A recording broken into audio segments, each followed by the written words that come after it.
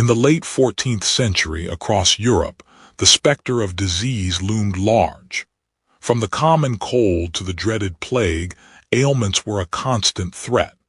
Physicians like Master Elias, in their pursuit of healing, turned to a variety of remedies, some rooted in ancient wisdom, others in desperate hope.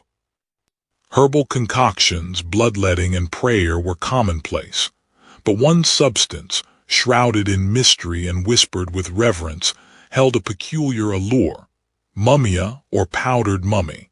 It was believed to be a panacea, capable of curing everything from coughs to paralysis. The origins of this belief lay far to the south, in the ancient lands of Egypt. The elaborate burial rituals, intended to preserve the body for the afterlife, ironically became a source of medicine for a distant world. The very dust of pharaohs was thought to hold the essence of life. Across the Mediterranean, ships laden with goods plied the waters, carrying not only spices and silks, but also the coveted mummia. Merchants like Giovanni Bordone played a crucial role in this macabre trade, sourcing mummies from Egyptian tombs and transporting them to eager apothecaries throughout Europe. In his practice, Master Elias relied on available remedies. He carefully measured out doses of various herbs and minerals, always striving to alleviate the suffering of his patients. The mummia was a vital ingredient in many of his treatments, a testament to its widespread acceptance. The town thrived on trade, but its well-being was fragile, always threatened by the specter of illness. People sought out Master Elias for help, placing their faith in his knowledge and the remedies he prescribed. One day, a desperate plea arrived. A young man, a carpenter by trade, had suffered a terrible wound while working. The gash was deep and festering, threatening to claim his limb, if not his life.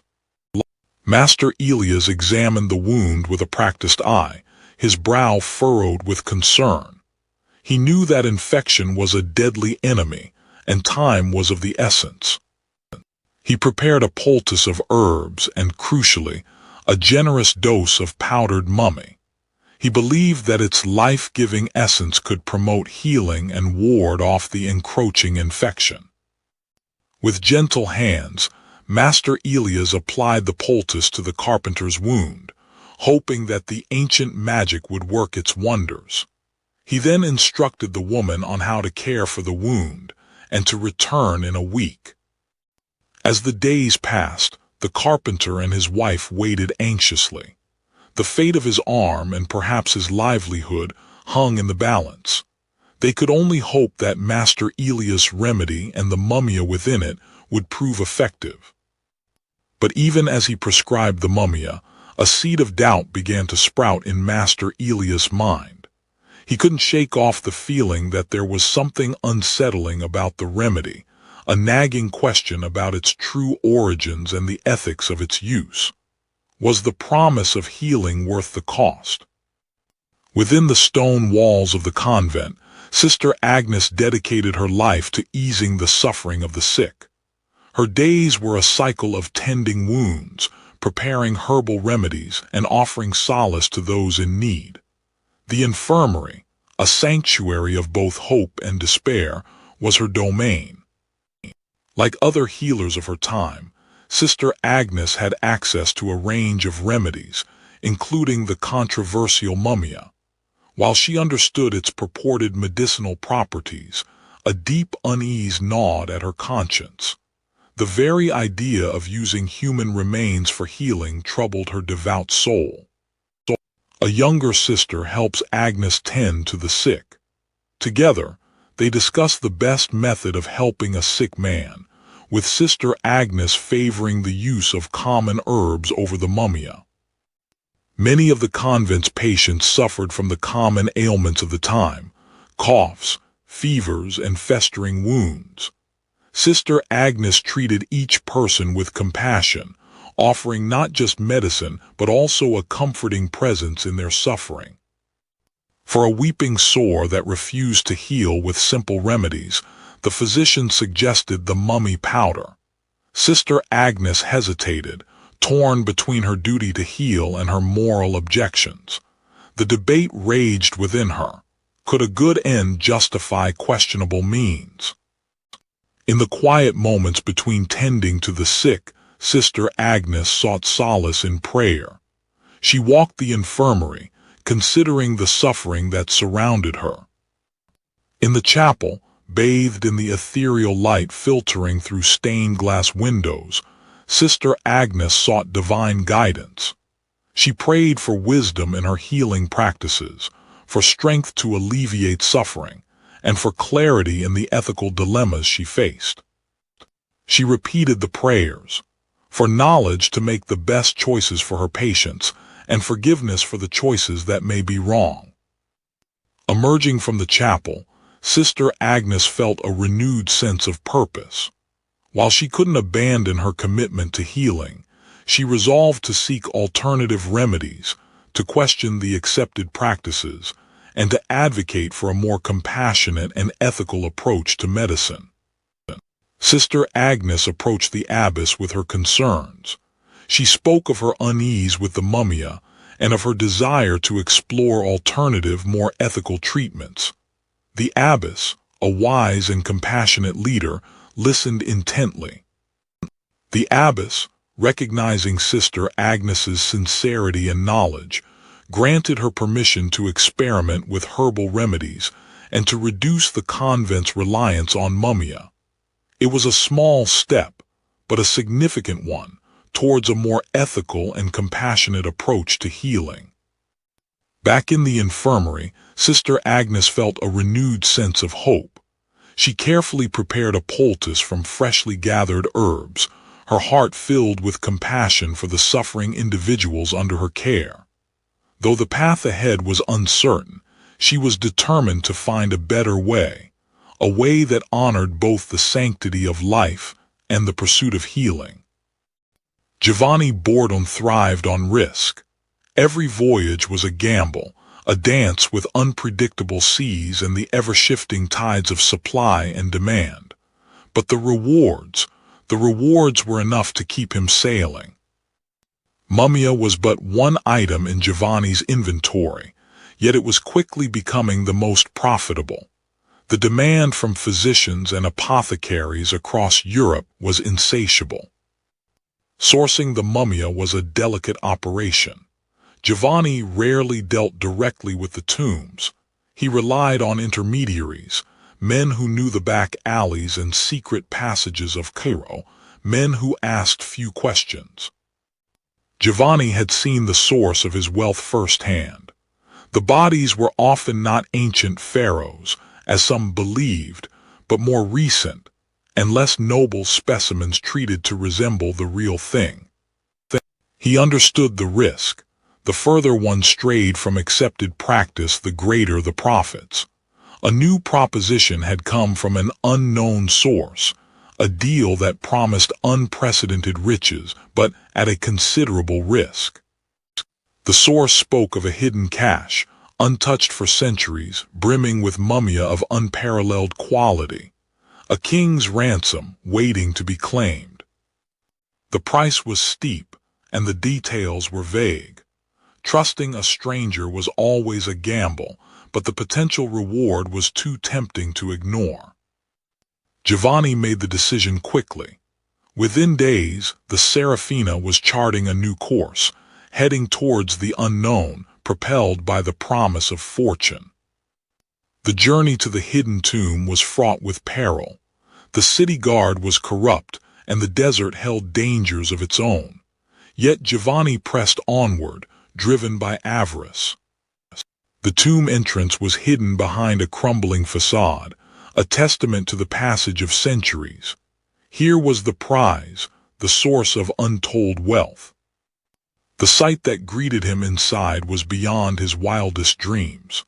Sarcophagi lined the walls, filled with perfectly preserved mummies, their linen wrappings gleaming in the torchlight. The air was thick with the scent of dust and decay, but Giovanni only smelled profit. The risks were immense, but Giovanni had secured his fortune, or so he believed. The true cost of this treasure had yet to be revealed. The story of Mumia begins not in the apothecary shops of Europe, but in the sun-drenched sands of Egypt. For millennia, the ancient Egyptians practiced elaborate burial rituals, driven by a belief in the afterlife. These rituals, intended to preserve the body for eternity, would inadvertently lay the foundation for a macabre trade that would span centuries. Central to these rituals was the process of mummification. The Egyptians believed that preserving the body was essential for the soul's journey into the afterlife. Through intricate embalming techniques, they sought to create a vessel that would endure through eternity. The embalming process was a complex undertaking, involving the removal of internal organs, desiccation with natron salts, and the careful wrapping of the body in linen bandages. Each step was performed with meticulous care, guided by religious beliefs and ancient traditions. Once embalmed, the mummy was placed within a sarcophagus, often adorned with intricate carvings and paintings. Amulets and funerary objects were placed within the tomb to aid the deceased in their journey through the underworld. These mummies were intended to remain undisturbed for eternity, resting places for the souls of the departed. But as centuries passed, the tombs of Egypt faced a different kind of threat. The allure of gold and precious artifacts attracted tomb robbers, eager to plunder the riches within. Over time, these tombs were increasingly disturbed, their contents scattered to the winds. The initial motive was purely material gain, the pursuit of gold and jewels. Yet, a new perception began to emerge, one that viewed the mummies themselves as valuable commodities. The belief that these preserved bodies possessed a unique life force took root and spread. It wasn't long before alchemists and physicians began experimenting with mummies, grinding them into powder and incorporating them into medicinal concoctions. The belief that mumia held healing properties stemmed from the ancient Egyptians' expertise in preserving the body, a feat that seemed miraculous to medieval minds. The transformation from sacred relic to marketable commodity was swift and brutal. Demand for mumia surged across Europe, fueled by its purported healing properties and the allure of ancient Egyptian mystique. Merchants like Giovanni Bordon recognized the immense profit potential in the mumia trade. They established networks to acquire mummies from Egypt, often turning a blind eye to the ethical implications of desecrating ancient burial sites. Physicians like Master Elias relied on mumia as a key ingredient in their remedies. Despite growing concerns about its authenticity, the demand for its supposed healing properties remained strong, making it a staple in medical practice. Sister Agnes, while bound by her duty to care for the sick, questioned the ethics of using mumia. The thought of profiting from the remains of the dead troubled her deeply, forcing her to confront the moral complexities of her healing work. The origins of mumia lie in a profound clash of cultures and beliefs, transforming ancient burial rituals into a perverse trade. This insatiable demand would lead to widespread exploitation and ethical quandaries, forever altering the fate of these ancient remains and challenging the moral compass of those who sought healing from them. The Mediterranean Sea, a highway of commerce and conquest, served as the primary artery for the mumia trade. From the shores of Egypt, ships laden with their macabre cargo braved treacherous waters, heading towards the bustling ports of Europe. Alexandria and Cairo emerged as key trading hubs. Here, European merchants like Giovanni negotiated with local suppliers, often relying on middlemen to navigate the complex web of sourcing and procurement. The demand for mumia far outstripped the supply of genuine ancient remains. This fueled a grim industry of creating counterfeit mummies, often from recently deceased individuals or even animals, treated with bitumen and spices to mimic the appearance of age. Giovanni, now in Egypt, found himself in a moral quandary. The ease with which he could acquire mumia was disturbing, and the questionable origins of the product weighed heavily on his conscience. Back in Europe, Master Elias meticulously studied the mumia he had acquired, searching for the promised healing properties. Yet, doubt began to creep into his mind as he struggled to reconcile the stories with the reality of the substance before him. Sister Agnes, witnessing the suffering of her patients, yearned for remedies that aligned with her faith and ethical principles. The mumia, with its origins in desecration and death, felt deeply unsettling to her. The journey from Egypt to Europe was fraught with peril. Storms, pirates, and political instability all posed threats to the mumia trade, driving up the cost and increasing the risk for merchants like Giovanni. Despite his misgivings, Giovanni pressed on. The lure of profit was strong, and he convinced himself that the ends justified the means. He reasoned that if the mumia could alleviate suffering, its questionable origins could be overlooked. Master Elias, increasingly concerned about the lack of transparency in the mumia trade, began to teach his students the importance of questioning the origins and efficacy of all medicines, urging them to seek alternatives whenever possible. Sister Agnes focused her efforts on cultivating medicinal herbs in the convent garden. She believed that nature provided a bounty of healing remedies, free from the ethical complications of the mumia trade. The weight of his choices began to bear down on Giovanni. He questioned whether the pursuit of profit was worth the moral compromises he had made. The faces of the sick and suffering haunted his dreams. The mumia trade, a complex web of commerce, belief, and exploitation, had reached its peak. The precious cargo, once revered as a panacea, was now just another commodity in the vast marketplace of medieval Europe. The insatiable European appetite for mumia had a dark consequence: widespread fraud. As genuine mummies became scarcer, unscrupulous individuals sought to profit by any means necessary. Adulteration became rampant, turning the coveted medicine into a dangerous gamble. Master Elias, concerned by recent failures in his treatments, began to suspect the mumia he was using was not what it seemed. He subjected each new batch to rigorous scrutiny, searching for signs of adulteration.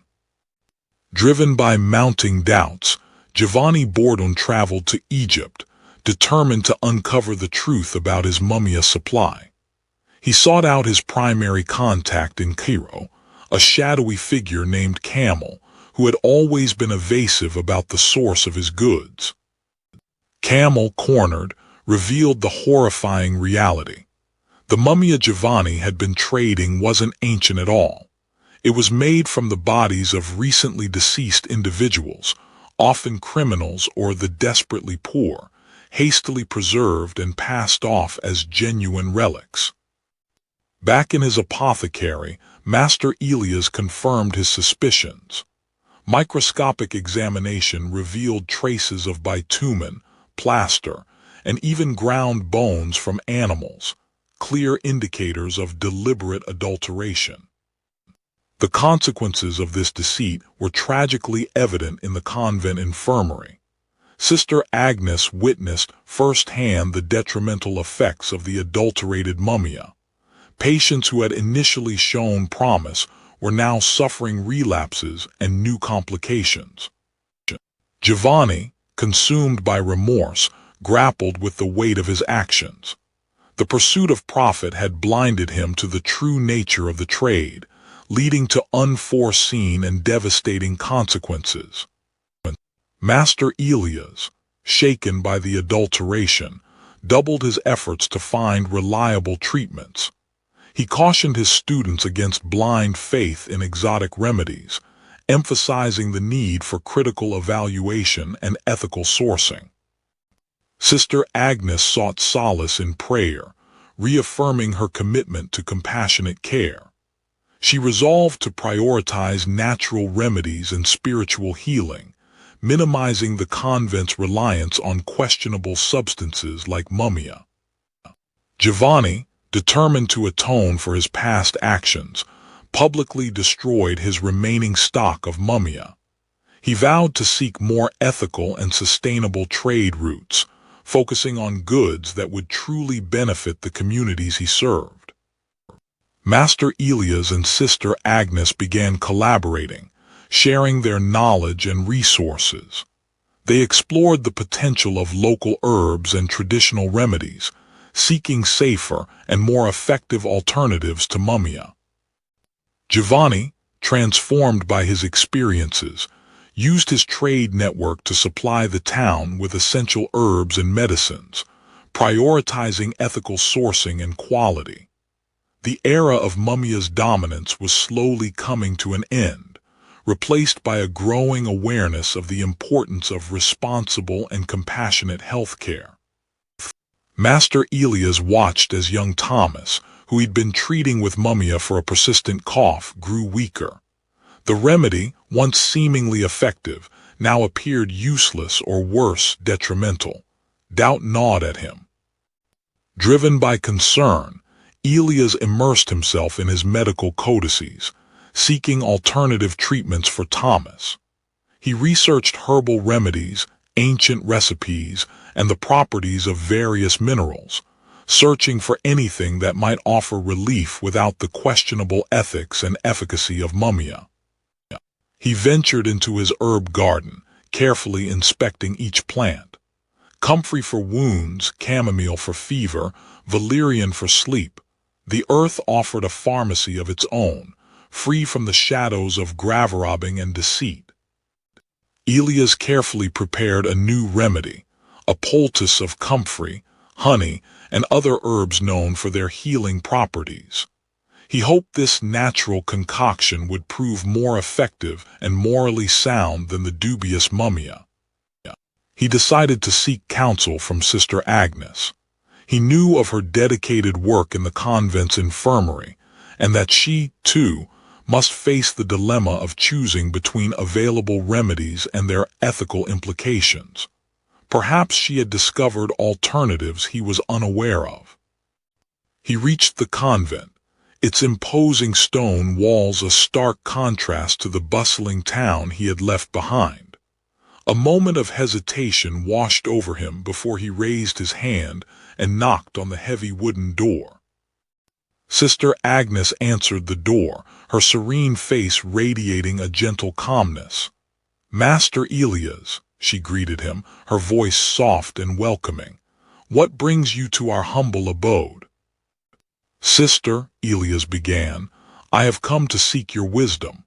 I find myself questioning the mummia I use, its efficacy, and its origin. Have you found alternatives in your work here?" Agnes nodded slowly. "We too have wrestled with this dilemma, Master Elias.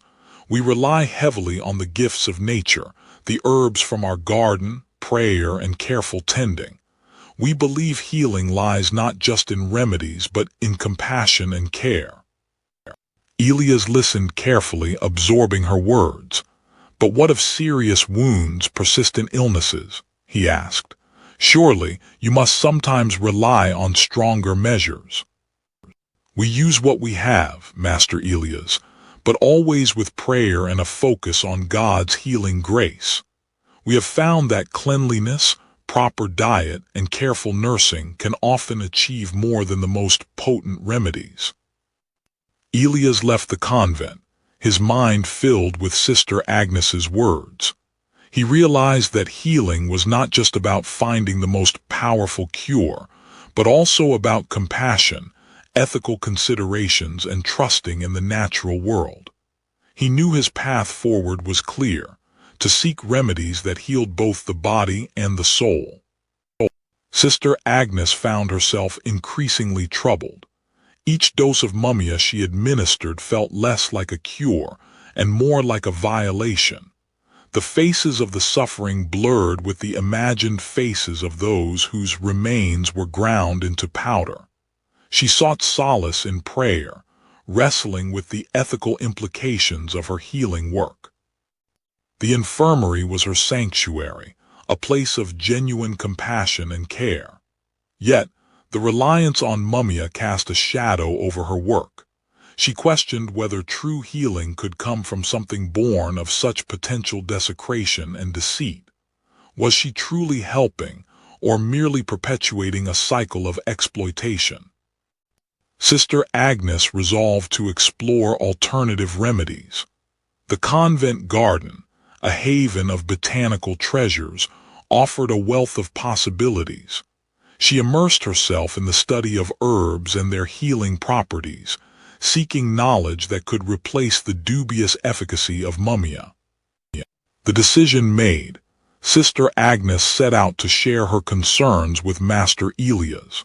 She respected his knowledge and experience, but felt compelled to voice her misgivings about the ethical implications of mummia and to suggest alternatives.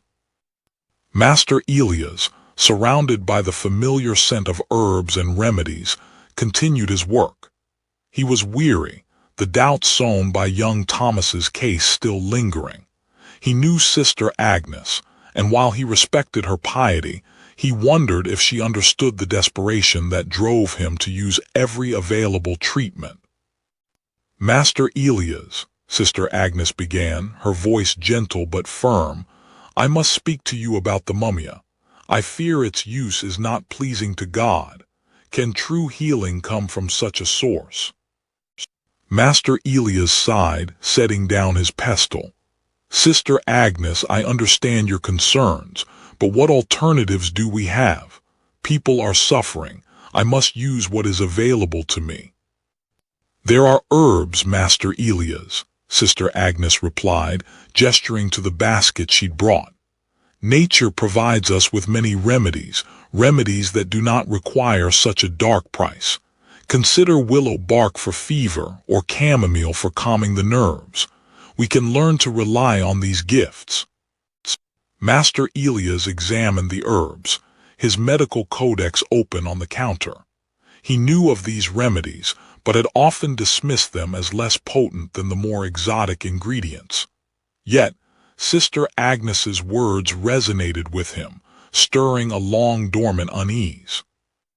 Sister Agnes looked at him, her serene face radiating conviction. She wasn't judging him but appealing to his conscience, his sense of right and wrong. The well-being of the body was important, but not at the cost of the soul.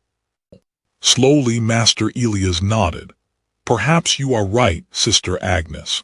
Perhaps it is time to reconsider our ways. I will experiment with these herbs and observe their effects. It is worth a try." A smile touched Sister Agnes's lips. "God bless you, Master Elias. I believe this is a step towards true healing, a healing that honors both the body and the spirit." A chill, sharper than the Mediterranean wind, ran through Giovanni. News had reached him, carried on hushed whispers. A patient of Master Elias had taken a turn for the worse after using mummia sourced from his last shipment. Master Elias fought back despair. Young Thomas, once vibrant, now lay weak, his cough a rattling testament to the mummia's failure, or worse, its harm. Doubts gnawed at the physician, deeper than any lancet wound. Giovanni, spurred by a flicker of conscience, resolved to confront the source of his mummia. He chartered a ship, the weight of his possible complicity a heavy burden on his shoulders. The voyage to Egypt was fraught with peril. Storms lashed the ship, mirroring the turmoil in Giovanni's heart. He wondered if the riches he sought were worth the price of another's suffering. He found his supplier in a hidden chamber, the air thick with the stench of deception. The man, cloaked in shadows, tried to evade Giovanni's questions, his eyes darting nervously. The truth was more horrifying than Giovanni could have imagined. The mummy wasn't ancient, imbued with the essence of life, but recently deceased, crudely treated to resemble the genuine article. Greed had driven men to desecrate the dead, poisoning the living. The weight of his actions crashed down on Giovanni. He had been a conduit for death, profiting from lies and the suffering of others. The gold in his coffers felt like ash in his hands. News of the adulterated mummy spread, shaking the foundations of Master Elia's practice. He turned to ancient texts, seeking forgotten remedies, herbs, and techniques that did not rely on the desecration of human remains. Sister Agnes, reaffirmed in her convictions, focused on compassionate care. Herbs, prayer, and simple remedies became her tools, a testament to the healing power of human kindness. Giovanni, returning to town, sought out Master Elias. He confessed his unwitting role in the tragedy, offering what reparations he could, his wealth now a symbol of his guilt. Master Elias, though saddened by the harm inflicted, saw a glimmer of redemption in Giovanni's remorse. He accepted the merchant's offer, using the funds to establish a clinic for the poor, a testament to the possibility of atonement. Giovanni, stripped of his opulent attire, found a new purpose. He dedicated himself to helping those harmed by the mummy trade, a silent vow to never again prioritize profit over human life. He was becoming something different, responsible and humble. The year is 1402. Master Elias, haunted by the recent inefficacy of mumia, sought to refine his practice, focusing on established herbal remedies. He began to favor recipes passed down through generations of apothecaries, scrutinizing the effects of each plant and mineral with renewed vigor. Elias collaborated more closely with local apothecaries, sharing observations and comparing the qualities of ingredients. The focus shifted from exotic, often dubious, cures to more reliable and locally sourced remedies. The emphasis was now on understanding the specific ailment and applying the appropriate, verifiable treatment. Sister Agnes continued her work at the convent infirmary, but with a renewed commitment to compassionate care. While she couldn't completely abandon traditional methods, she minimized her use of mumia, prioritizing rest, nourishing broths, and prayer. Her focus was on easing suffering rather than chasing miraculous cures. Agnes cultivated a small garden within the convent walls, growing herbs known for their healing properties.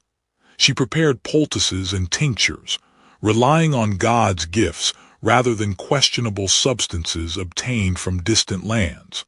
Her gentle touch and unwavering faith brought comfort to the afflicted. Giovanni Bourdon, shaken by the events surrounding the adulterated mumia, redirected his trading ventures. He still sought profit, but now with a greater awareness of the consequences of his actions. He invested in more sustainable goods, such as spices and textiles from the East. Giovanni learned the intricacies of the silk trade, spending months in the Levant, understanding the craftsmanship and the ethical implications of the trade. He became known as a merchant who valued quality and fairness, earning the respect of his peers. Across Europe, a new spirit of inquiry began to take hold. Scholars, driven by a desire for verifiable knowledge, questioned long-held beliefs. The age of blind acceptance was slowly giving way to one of critical examination. The study of anatomy gained prominence in universities. Physicians, eager to understand the workings of the human body, performed dissections, challenging traditional Galenic theories. This direct observation of the body fueled a more empirical approach to medicine. Master Elias, embracing the changing times, avidly read new translations of classical medical texts, comparing them with his own observations and experiences. He sought to integrate the best of ancient wisdom with the emerging scientific approach.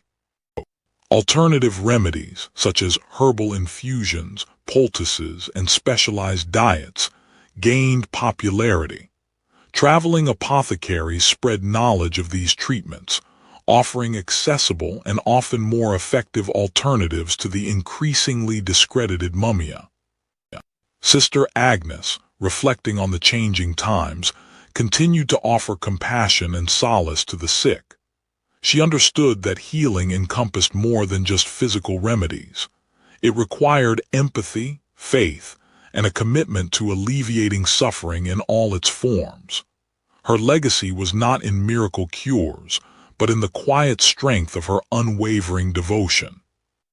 The use of mumia as medicine gradually faded, relegated to the annals of medical history.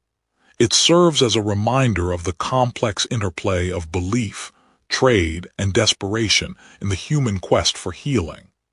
The story of mumia stands as a testament to the enduring human desire to conquer disease, even if it means resorting to the most unsettling of practices. Ultimately, the search for health reflects humanity itself, with its capacity for ingenuity, exploitation, and ultimately a slow but persistent march towards knowledge and ethical understanding.